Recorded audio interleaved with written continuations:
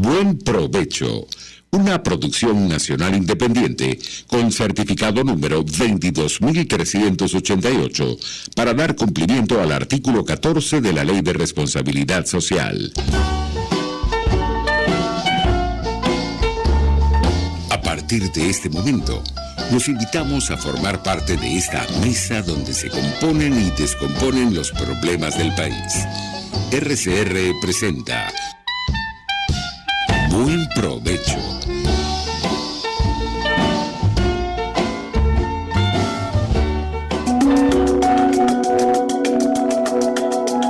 Monitor de Derechos Humanos, con el abogado penalista Fernando Fernández.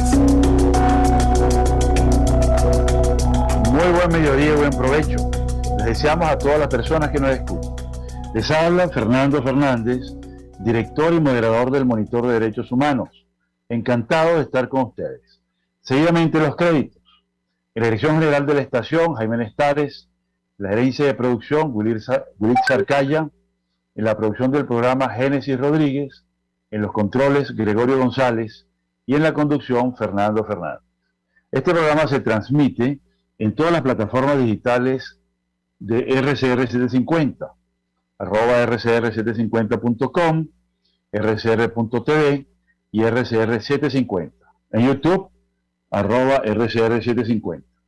Esta es la radio que se ve. El Monitor de Derechos Humanos tiene cuenta en Twitter, @DHMonitor y FM-Fernández. Y las etiquetas Monitor de DH, Observa Atrocidades. En Instagram está también DH Monitor.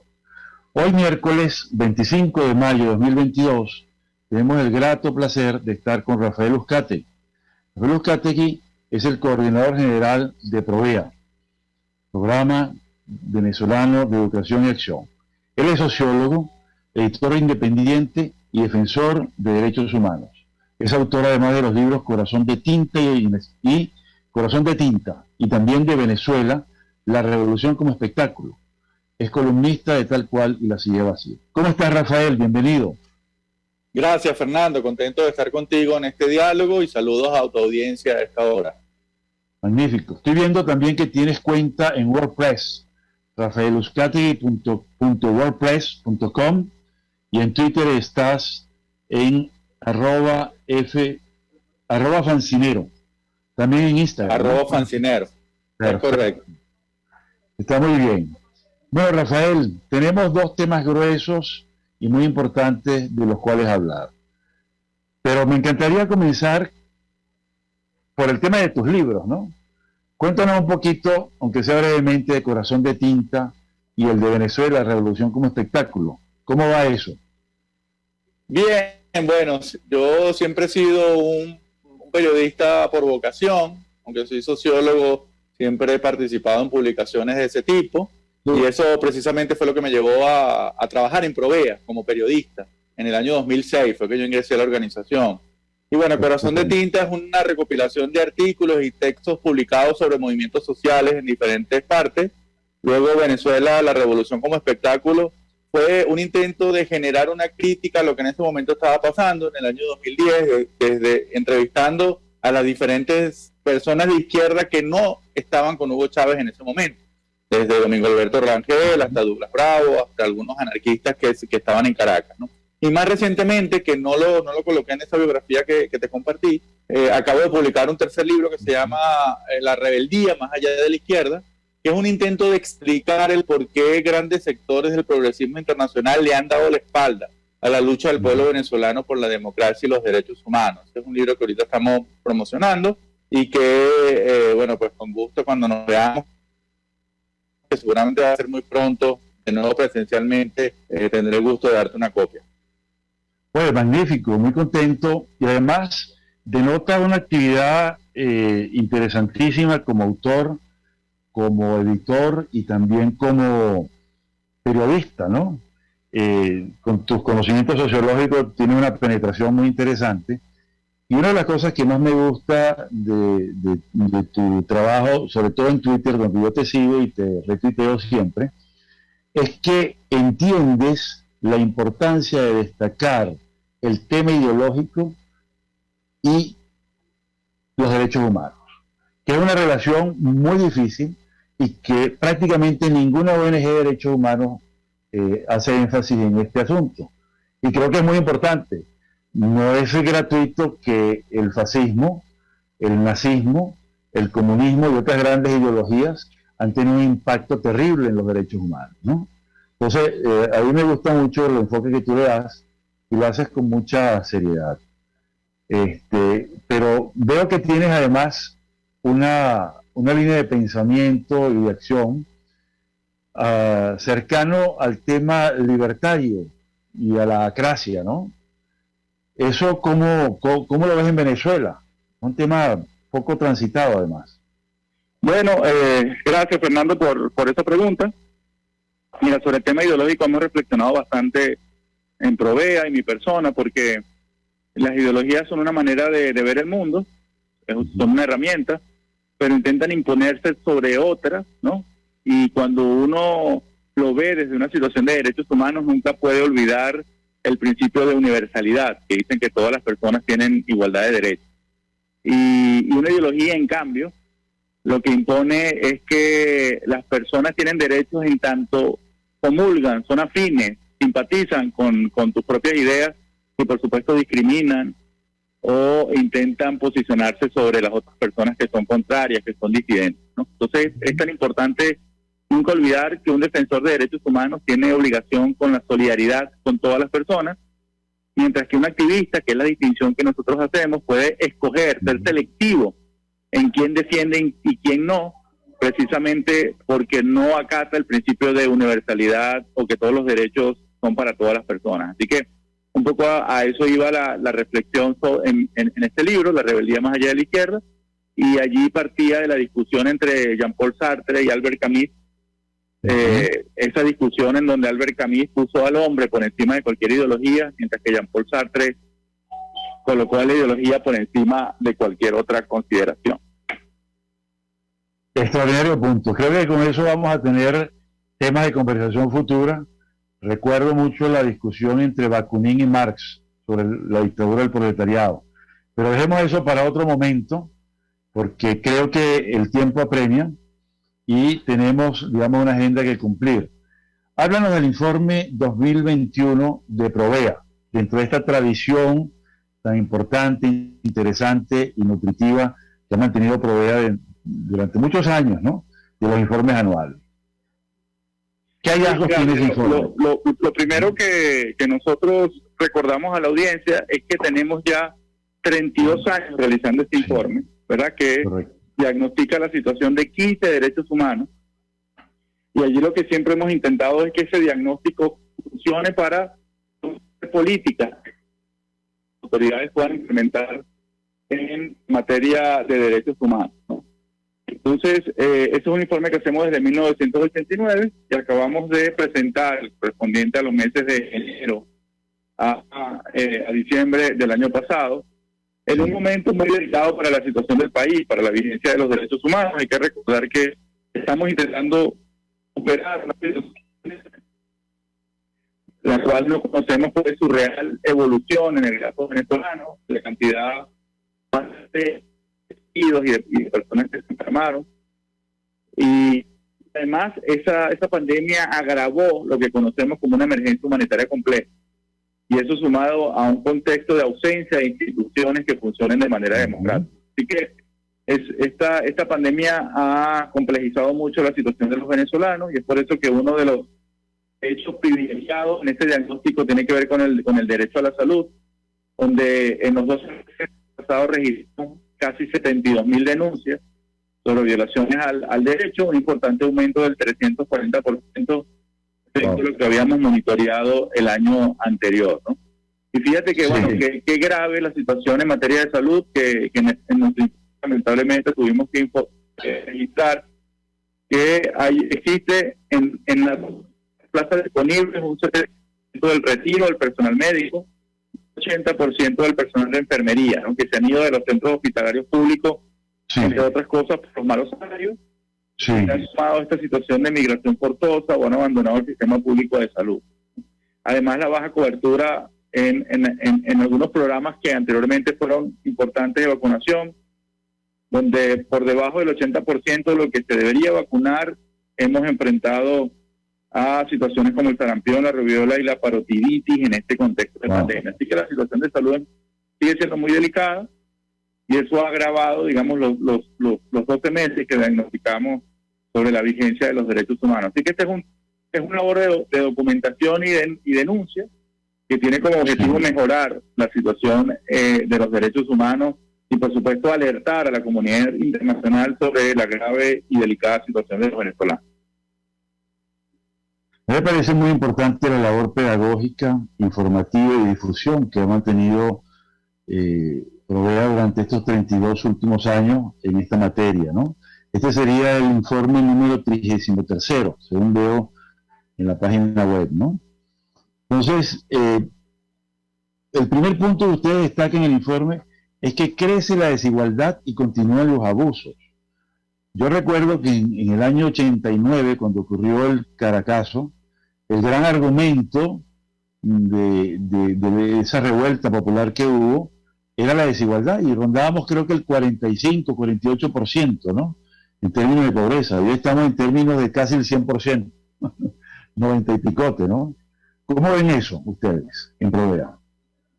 Bueno, esta es una de las nuevas situaciones que hay que poner atención, que es el crecimiento de la desigualdad. Sí. Fíjate que la encuesta en condiciones de vida ha dado una cifra que debería generar una alta preocupación en toda la población, especialmente en las autoridades. En la encuesta de condiciones de vida, que es este estudio que hace la Universidad Católica Andrés Bello, ha dicho que el 10% de los venezolanos que reciben mayores ingresos estarían acumulando ese 10%, el 40% total del ingreso nacional, ¿no? Es decir, si tenemos una torta, el 10 para repartir entre 100 personas, 10% o 10 personas, 10 de esos venezolanos que van a recibir esa torta acaparan el 40% del total del postre, ¿no? Entonces, eso nos habla que tenemos una mayoría de la población que está viviendo en situaciones muy delicadas. Sí. Y que esto está generando algunos problemas, Fernando, que estamos viendo ahora, pero que sus consecuencias van a estar a mediano y largo plazo. El tema de la desnutrición. Sí. Es una situación apremiante que deberíamos, generar una política pública de emergencia, porque el 20% de los niños menores de 6 meses actualmente están sufriendo de desnutrición. Y podemos imaginarnos todas las consecuencias para su crecimiento, para su desarrollo cognitivo, por la ausencia de una alimentación adecuada en estos primeros meses de vida, ¿no? Y fíjate que ya algunos estudios han registrado que entre los niños y niñas menores de 5 años hay un 23% del total que ya experimentan retraso del crecimiento. Entonces yo creo que eso es una de las primeras consecuencias de una alimentación deficiente, y yo creo que esto debería encender las alarmas de toda la población, pero especialmente de quienes deberían tomar decisiones para que estas situaciones se superen. Entonces, la desigualdad, ese país mayoritario que está sobreviviendo en bolívares y que por supuesto no cuenta con los ingresos suficientes para satisfacer sus diferentes necesidades. Si ustedes citan en el trabajo un dato duro que obtuvo la encuesta nacional de condiciones de vida en COVID, ¿no? Y habla ese dato del 94,5% de las personas consultadas en situación de pobreza. Y de estas, 76,6% en pobreza extrema, ¿no? Estamos hablando entonces de una desigualdad mayúscula. Es algo que nunca había ocurrido, ni siquiera en los peores momentos del siglo XX. Recordemos que cuando Gómez había mucha pobreza, pero no en estos extremos de pobreza extrema e indigencia total, ¿no? Pero mira, vamos a ir a un breve corte y vamos a continuar con el tema de la pobreza y, por supuesto, el tema de los derechos sociales.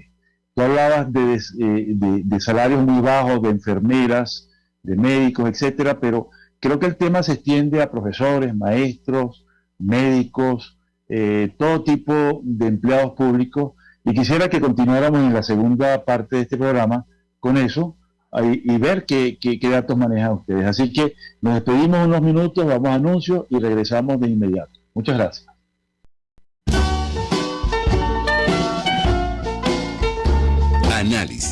opinión, entretenimiento y mucho más. Escuchas Buen Provecho por RCR 750, la radio que se ve. Sintonícenos a través de Periscope, @RCR750, la radio que se ve. Llegó a Caracas el Paraíso Dental. Restauraciones estéticas y de conductos, cirugías, prótesis, ortodoncia, periodoncia y odontopediatría. La doctora Sonrisa, de la mano del Paraíso Dental, llegó para hacer de Caracas la ciudad de las sonrisas más bellas. Estamos ubicados en la Plaza Madariaga de El Paraíso, en el centro comercial Plaza Páez, nivel PO, consultorio Paraíso Dental.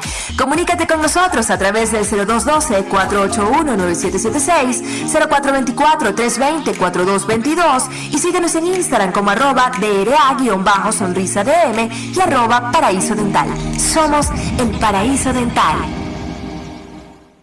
Pluralidad contigo, respeto contigo, responsabilidad contigo, libertad contigo. Estamos contigo y punto. De lunes a viernes a la 1 de la tarde. Contigo, solo por RCR 750 AM. Porque lo bueno une. El siguiente espacio educativo está dirigido a niños, niñas y adolescentes. Cultura ecológica para el mundo real. RCR presenta El Conuco de Prometeo, una producción nacional independiente de Carlos Peláez, certificado número 22.388, para dar cumplimiento al artículo 14 de la Ley de Responsabilidad Social. ¿Te has puesto a pensar qué es la basura? Lo que botas, lo que tuvo un uso pero ya no sirve. Sí, pero ¿lo que no le sirve a quién? ¿No te has fijado que a la basura van un montón de materiales que si viviéramos hace 100 años serían como enviados por los dioses? Claro, como las bolsas plásticas en perfecto estado. ¿Qué no haría un caraqueño del siglo XVIII con una bolsa plástica? Sería un tesoro familiar. O los desechos orgánicos que servirían para alimentar ganado. O las latas hechas con metales que servirían para construir y hacer máquinas. O todo ese papelero que botan en las oficinas que se podría reciclar. O todos los componentes de los aparatos electrónicos dañados que se podrían recuperar. Todo el aceite viejo de cocina que sirve para hacer jabón. La cosa es que ¿quién se va a poner a jorungar en la basura a sacar todo eso? Reutilizar las materias de desecho requiere trabajo e inversión. Bueno, ahí está lo que llaman una oportunidad de negocio, chicos. Creo que viste con una clave. La basura de unos es el tesoro de otros. Por ejemplo, ¿sabes cuánto metano se genera en nuestros vertederos cuando se pudren los desechos orgánicos? Toneladas y toneladas. Con ese metano producen electricidad en otros países. Y es una doble solución, porque entiendo que si dejas que el metano se escape a la atmósfera, se convierte en un gas de efecto invernadero muy potente. Exactamente. Aparte de que el tema de reutilizar los desechos no es solo bueno porque generes un negocio o porque botes menos basura a los vertederos. Si todas esas materias primas las reutilizaras, no tendrías que extraer tanta de la naturaleza. No tendríamos que matar tantos árboles para hacer nuevo papel. No tendríamos que destruir cerros enteros para hacer nuevo aluminio o hierro. No tendríamos que pelar tantas hectáreas de bosque para cultivarle pasto al ganado. No tendríamos que destruir ecosistemas nuevos para sacar más petróleo y hacer nuevo plástico. No tendríamos que esclavizar tanta gente en la minería de tierras raras para celulares nuevos. No tendríamos que sustituir tantas selvas por cultivos de palma para hacer cosméticos nuevos. Sí, y piensa que un producto reciclado es lo mismo que un producto hecho de nuevo, pero es como si su proceso industrial comenzara desde una posición adelantada. O sea, que pasa por un proceso industrial más corto y por lo tanto contamina menos. Habrá que poner de moda el reciclaje. RCR presentó El Conuco de Prometeo, una producción nacional independiente de Carlos Peláez, certificado número 22.388, para dar cumplimiento al artículo 14 de la Ley de Responsabilidad Social. Cómo prevenir enfermedades, cómo actuar en casos de emergencias médicas, cómo mantener una buena calidad de vida. Todas estas interrogantes tienen su respuesta en RCR Salud. Todos los domingos, con el Dr. José Eduardo Troconis, comparte con nuestros oyentes notas de bienestar físico, salud mental y social para el buen desarrollo del ser humano. RCR Salud, todos los domingos a las 10 de la mañana, por RCR.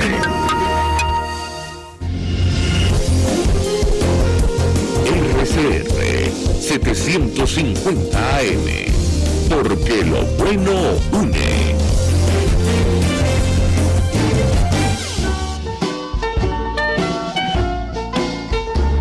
Usted escucha Buen Provecho por RCR 750, la radio que se ve. Continuamos con Rafael Uzcategui, coordinador general de Provea, editor, autor, escritor y una persona muy preocupada desde hace muchos años por los derechos humanos. Quedamos en el tema de la desigualdad y estábamos abordando el asunto de el subempleo, los salarios de los empleados públicos, de las maestras, de las enfermeras. Y hay unos datos muy interesantes de Provea en esta materia. ¿Puedes hablarnos un poco de eso, Rafael? Gracias, Fernando. Mira, sí, efectivamente Provea de manera durante muchos años hemos trabajado la situación de los derechos laborales, nos hemos vinculado con sindicalistas, con trabajadores en conflicto. Y esos datos, digamos, de ese diagnóstico de la situación del derecho al trabajo y las condiciones en las cuales la gente ahora está empleada, también están presentes en nuestro informe anual, que invito a consultarlo para los interesados en nuestro sitio web, es de descarga gratuita. Y allí nos decía que las reiteradas violaciones laborales han generado una cantidad importante de manifestaciones. Y eso ha generado que 339 trabajadores, empleados, dirigentes sindicales y otras personas movilizadas en defensa de los salarios hayan sido víctimas de actos de amenaza y hostigamiento, ¿no? Como tú recordabas la cifra antes del corte, la pobreza extrema se ubicó en un 76% por esta cifra de la encuesta de condiciones de vida. Bueno, una cifra de absoluta alarma, que nunca habíamos tenido unos índices de exclusión tan importantes, lo que ha generado que una cantidad muy grande de venezolanos hayan tenido que salir de manera forzada de nuestro país, ¿no? Y además, para enero del 2022 el salario mínimo era equivalente a menos de $3. Hoy, hace algunas semanas atrás, fue incrementado a alrededor de $30. Sin embargo, según la Federación Venezolana de Maestros, la canasta básica alimentaria se ubica en alrededor de $450 en la actualidad, ¿no? Entonces, si tú ganas $30 como salario mínimo, es absolutamente insuficiente para poder adquirir los productos que están incluidos allí en esta canasta básica alimentaria, ¿no? Cuando uno revisa las cifras desagregadas para los trabajadores del sector privado y los trabajadores del sector público, vemos que el 50% de los trabajadores del sector privado están en condiciones de pobreza extrema por ingresos, mientras que en el sector público la cifra es del 75%, ¿no? Es decir, el sector público, los salarios y las condiciones laborales son más deficientes que las que existen en el sector privado, donde, bueno, la cifra sigue siendo altísima, pero un poco menor que las de los trabajadores del Estado. Así que, bueno, la situación del derecho al trabajo, es por eso que la Organización Internacional del Trabajo, la OIT, ha promovido su comisión de encuestas, mecanismo de presión a las autoridades importantes, y recientemente estuvieron en nuestro país intentando de nuevo reactivar el diálogo entre las diferentes partes que están vinculadas al sector productivo, no solamente el Estado, sino también los empresarios, el sector privado, pero también los representantes de los trabajadores, los sindicalistas. Así que, bueno, es una área que hay que también prestarle atención, especialmente en este momento en que estamos intentando retomar un cierto grado de normalidad frente a lo que pareciera ser la disminución de los casos por pandemia, ¿no? Entonces, esa reactivación del aparato productivo necesita políticas de consenso y atender las demandas de los diferentes sectores. Sí, definitivamente el tema laboral es un tema importantísimo. El acceso al alimento como el acceso al agua son requisitos para el derecho a la vida, y el derecho a la vida es el requisito para todos los derechos. Es tal pues que hay una especie de círculo vicioso en esa materia tan elemental, tan primaria, tan básica, que son los derechos sociales, ¿no?, y económicos de los trabajadores, que están al borde prácticamente de ser pobres también menesterosos, ¿no?, pobres extremos, por la cifra que estás mencionando del costo de la canasta básica, ¿no? Ahora, tristemente, ¿no? ¿Quieres decir algo más sobre eso? Sí, que la pandemia ha revelado, bueno, las diferentes inequidades y la crisis de los servicios básicos, y un derecho que también tiene mucho detalle en nuestro informe tiene que ver con la vivienda, ¿no? Y bueno, la crisis de servicios básicos que es tan aguda a nivel nacional, ¿no? Hay comunidades que desde hace 8 años reportan la inexistencia del acceso al servicio de agua potable, están obligadas a caminar kilómetros para llenar un recipiente de agua desde un surtidor público, ¿no?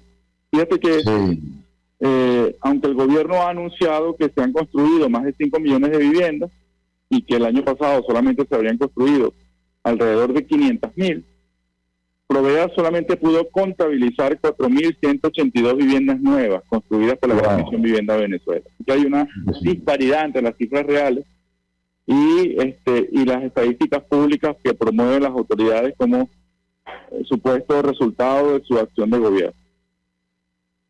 Sí, es una inflación de cifras artificial, obviamente, ¿no? Porque no se compadece con las cifras reales que ustedes han constatado, ¿no? De otra parte, me alarma mucho el tema educativo, ¿no? Que si lo sumamos con la desnutrición de los niños, el panorama es realmente muy triste, dramático, trágico, porque lo que espera a esta niñez, que luego será juventud y luego será adultez, es un panorama desolador, ¿no es cierto?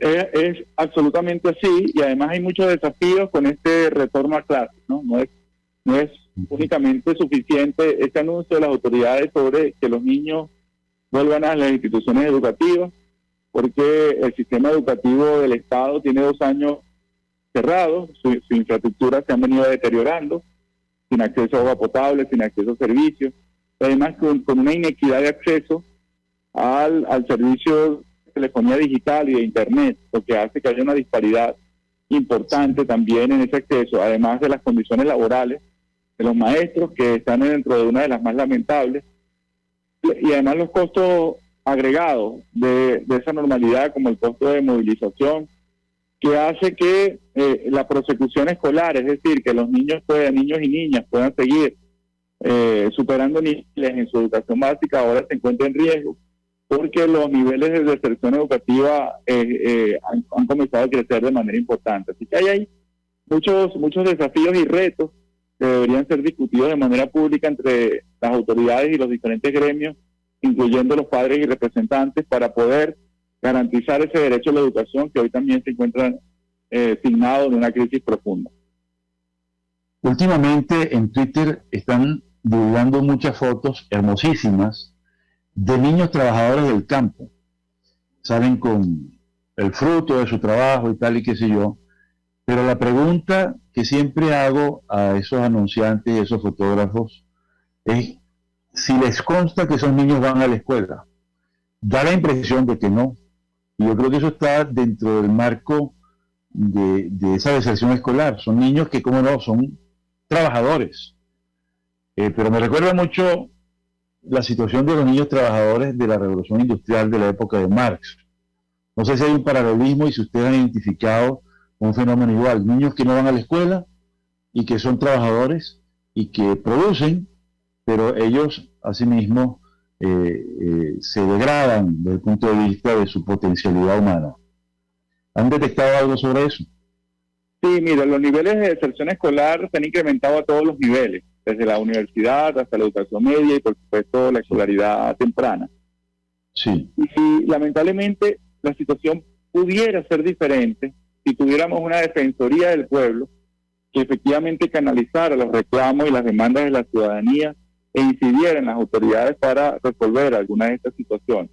Así que fíjate, ahora vemos con mucha más claridad que antes la relación entre instituciones democráticas y vigencia de los derechos humanos, porque la ciudadanía se encuentra huérfana, no tiene a dónde reclamar funcionarios que puedan canalizar sus demandas y por otro lado puedan promover investigaciones y sanciones contra los funcionarios responsables y que estas situaciones se resuelvan finalmente, sino que lamentablemente todas las dimensiones de la vida de los venezolanos continúan deteriorándose frente a las diferentes omisiones del Estado en una situación de crisis que sabemos que tiene varias dimensiones y que además por la ausencia de esos correctivos, bueno, continúan profundizándose las diferentes situaciones detectadas, ¿no? Entonces, si tuviéramos una Defensoría del Pueblo que se colocara al lado del ciudadano común, si tuviéramos una institución, un Ministerio Público que procesara estas diferentes demandas y además instituciones como una Asamblea Nacional o gobernaciones que tuvieran independencia de poder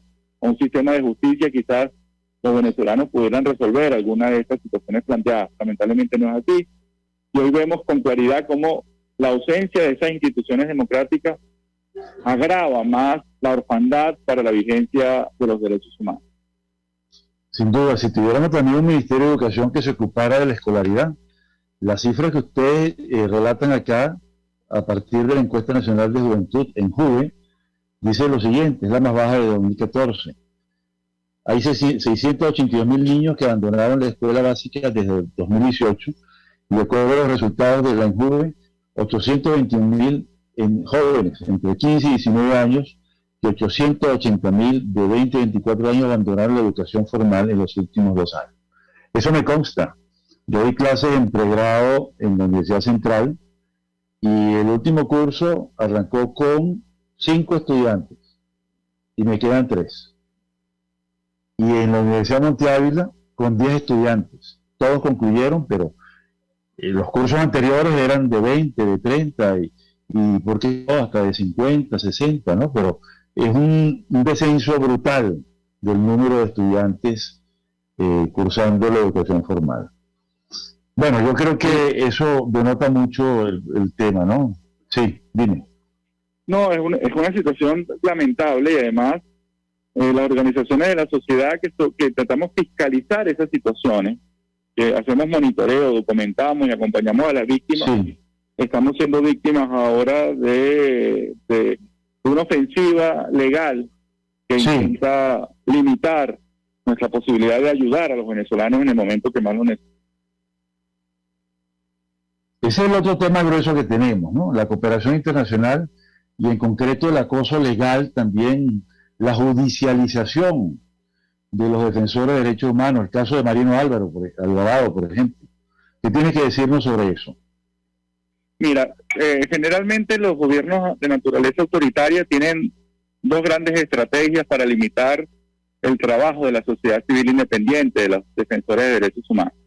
En primer lugar, intentan erosionar la legitimidad de los defensores con estas campañas permanentes de desprestigio, de criminalización, donde se nos intenta se intenta convencer a la población venezolana que los defensores tenemos una agenda oscura decidida en otro país, que somos parte de una élite, ¿no? Y allí lo que se trata es entonces deslegitimar nuestro trabajo y evitar que la población y nuestros potenciales beneficiarios se acerquen a nuestras oficinas. Pero de manera paralela a esas campañas de desprestigio, ese intento de disminuir nuestra legitimidad como actores, como defensores de derechos humanos, se encuentran las normativas para disminuir la eficacia con la que podamos realizar nuestro trabajo.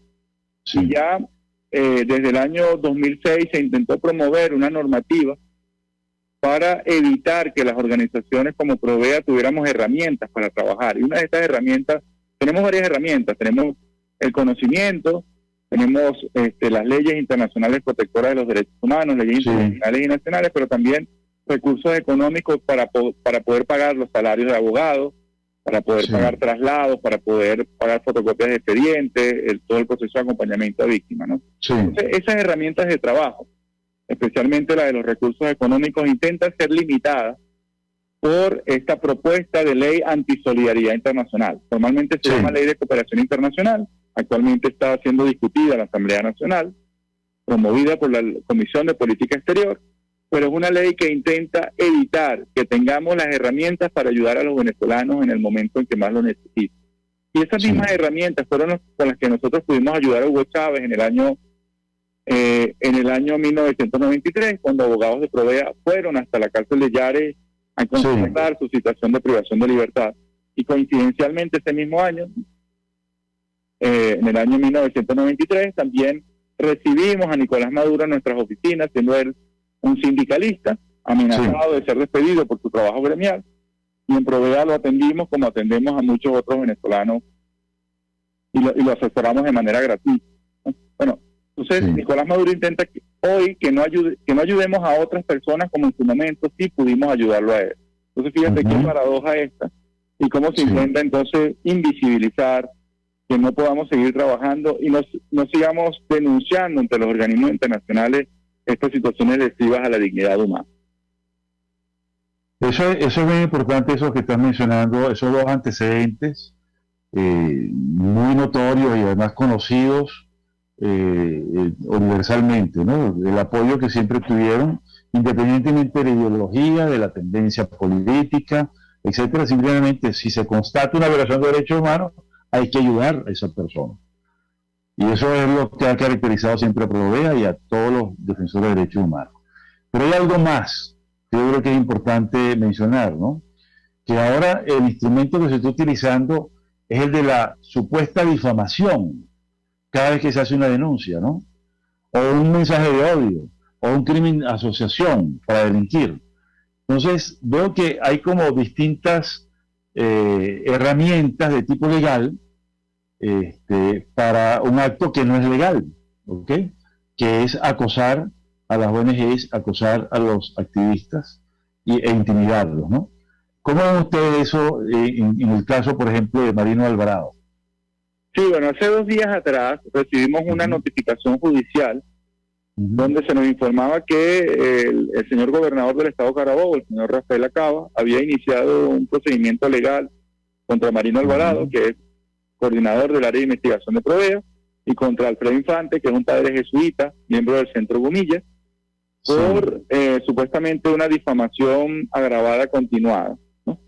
Y esto ocurre después que hemos publicado un informe donde se dice, donde las cifras, los hechos reflejan que la policía del estado Carabobo sería el organismo policial más letal en cuanto a las ejecuciones extrajudiciales ocurridas en Venezuela en los últimos meses, ¿no? Entonces, luego de haber difundido estas cifras y haber sugerido que tiene que haber una investigación sobre la cadena de mando, sobre quiénes son los funcionarios, las jefaturas policiales que han permitido estos hechos recurrentes que se repitan, sino también la propia responsabilidad del gobernador, porque la policía del estado Carabobo está bajo su responsabilidad. Bueno, el señor Acaba ha iniciado este procedimiento penal contra Provea y contra el Centro Gumilla. Aquí lo que se intenta es enviar un mensaje a todas las organizaciones para que no denunciemos, precisamente en un momento en que la Corte Penal Internacional tiene una investigación abierta sobre nuestro país y que otros organismos internacionales de protección también están monitoreando de manera muy cercana la situación de Venezuela. Y ellos se alimentan. Una de sus fuentes privilegiadas de información son precisamente los informes de quienes estamos en el terreno, de las organizaciones de derechos humanos. Así que aquí hay una clara política a través de este proyecto de ley de cooperación internacional y además a través de estos procesos judiciales de silenciar el trabajo de organizaciones como Provea, pero lo hemos reiterado, este tipo de amenazas no van a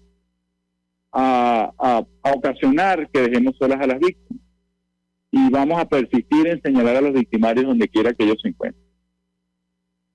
Hay un aspecto muy importante del trabajo de las ONGs, que creo que tú lo mencionaste, en relación al ámbito internacional, pero también para el ámbito nacional.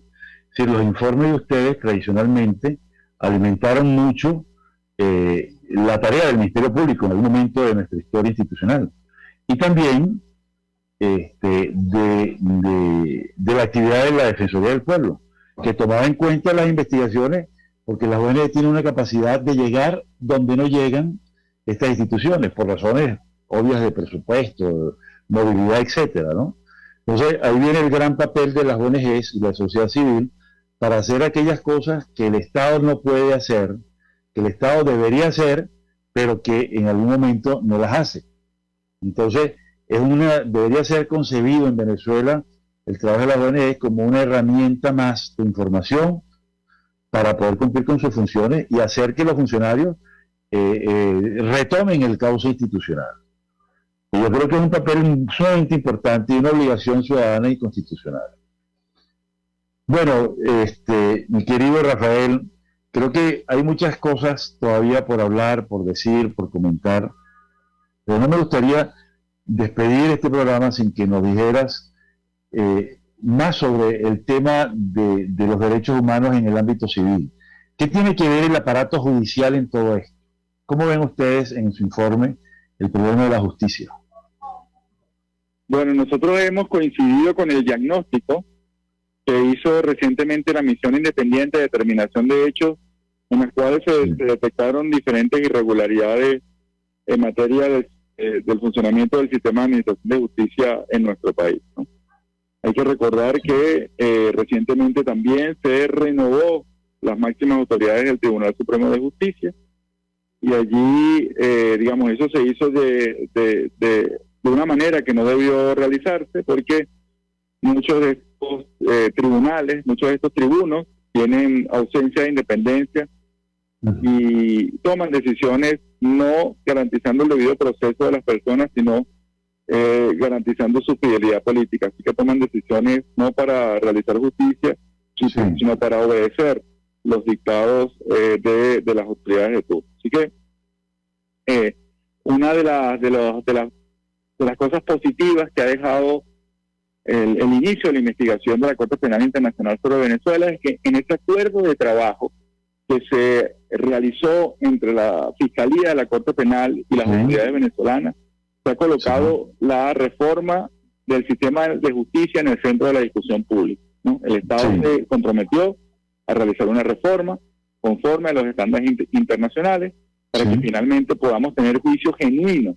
Fíjate lo importante de este adjetivo para la Corte Penal Internacional, que sean procesos judiciales genuinos, ¿verdad?, en donde los funcionarios sean investigados y sancionados por sus diferentes responsabilidades. Sin embargo, bueno, fue un muy mal mensaje esta reforma, esta recomposición del Tribunal Supremo de Justicia.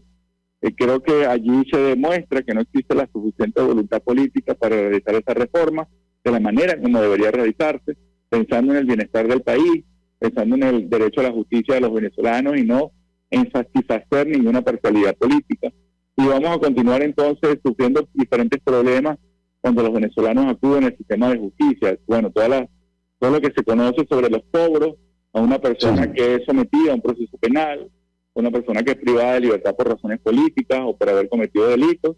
Bueno, las cárceles de nuestro país se han convertido en universidades del crimen y una gran lavadora de dinero, una gran caja registradora por la cual las personas privadas de libertad tienen que pagar, bueno, sumas importantes por cualquier gestión que necesitan hacer al interno. Así que mientras tengamos la justicia que tenemos ahora, bueno, en Venezuela no va a reinar ni la paz ni la seguridad ciudadana. Nos vamos a seguir, desviados del camino de la recuperación de la democracia en nuestro país, porque la justicia es un pilar muy fundamental para que funcionen las instituciones de una manera institucional, de una manera democrática como deberían ser. Sí, definitivamente la justicia, el Estado de Derecho y la democracia son tres componentes básicos que están en el piso de los derechos humanos. Sin ellos los derechos humanos son un discurso vacío, ¿no? Ahora bien, ya estamos en los últimos minutos y quisiera que dejes un mensaje para las ONGs, para los defensores, para los activistas, pero muy particularmente para las víctimas de violaciones de derechos humanos. Bueno, este es el peor momento en materia de las condiciones por una vida con dignidad de los venezolanos. Y por supuesto el trabajo de defensores de derechos humanos como los que estamos en Provea es intentar que Venezuela recupere ese cauce democrático y ese cauce que permita la vigencia de los derechos humanos para todas las personas.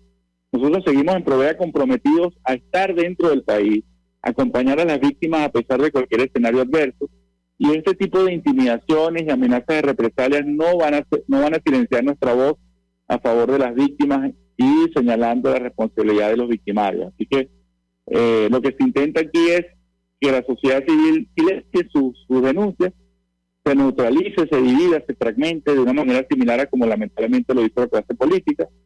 Pero creo que nosotros, y para Nicolás Maduro, Daniel Ortega es un referente.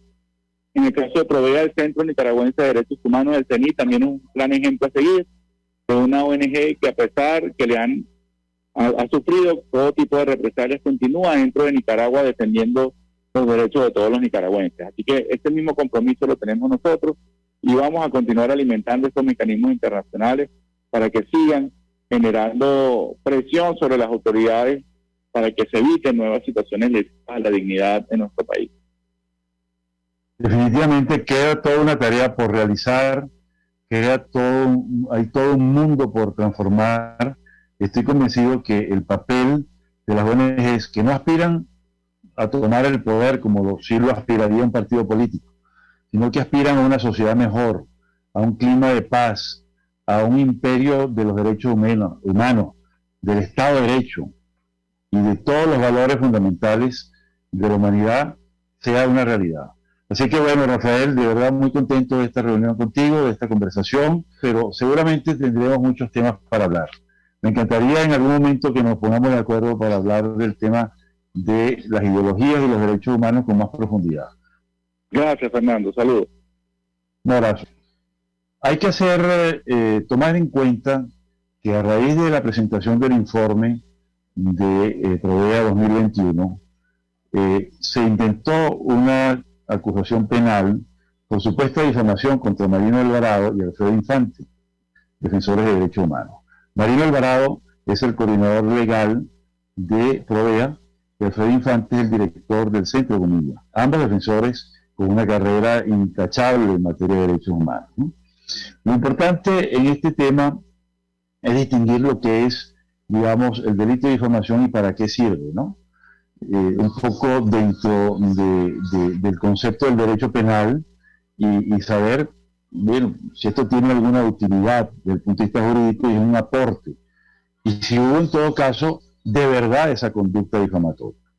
Lo primero que debe distinguir el juzgador, es decir, el juez, es si hay o no ánimos difamando, o hay por otro lado ánimos informandi.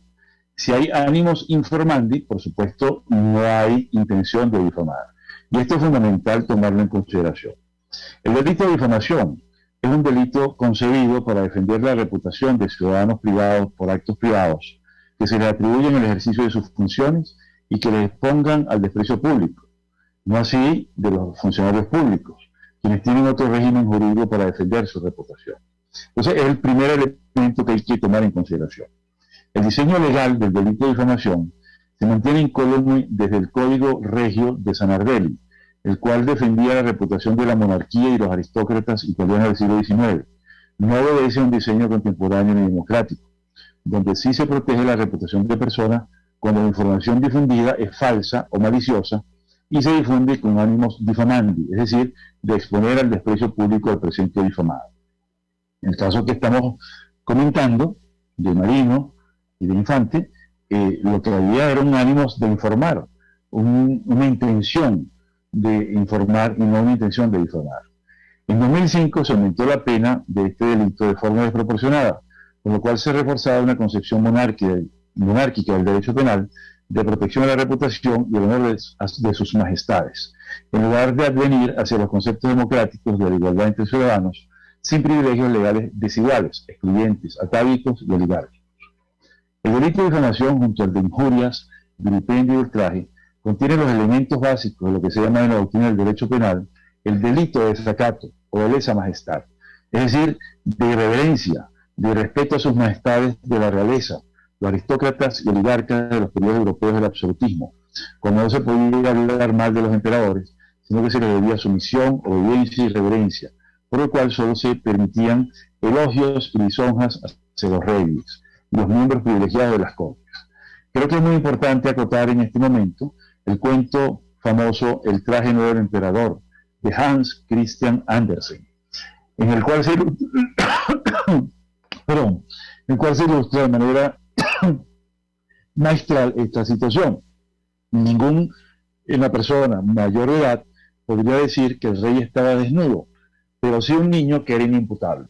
Y él decía, el rey está desnudo, pero todos los adultos decían y mencionaban halagos, lisonjas al rey, que no estaba vestido, y si hubieran dicho que estaba desnudo, habían sido sujetos, pues, y sujetos activos de ese delito de difamación.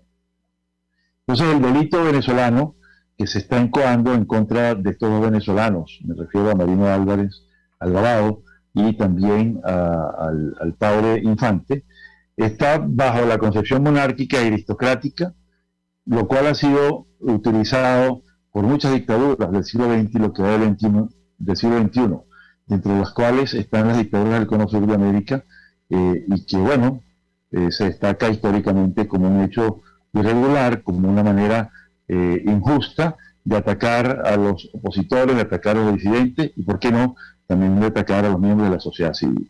Bueno, con este comentario cerramos nuestro programa con Rafael Uzcategui y pensamos pues que esta acusación que se ha incoado contra estos dos importantes defensores de derechos humanos no llegue a su destino y que cese pues la persecución legal en contra de estas personas. Muchísimas gracias. Y bueno, los esperamos a los oyentes para el próximo miércoles. Muy amables.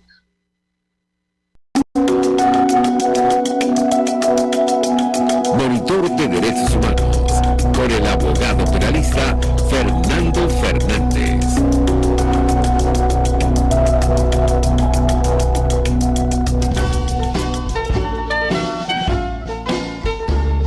RCR presentó Buen Provecho. Síganos en Twitter como @RCR750, la radio que se ve.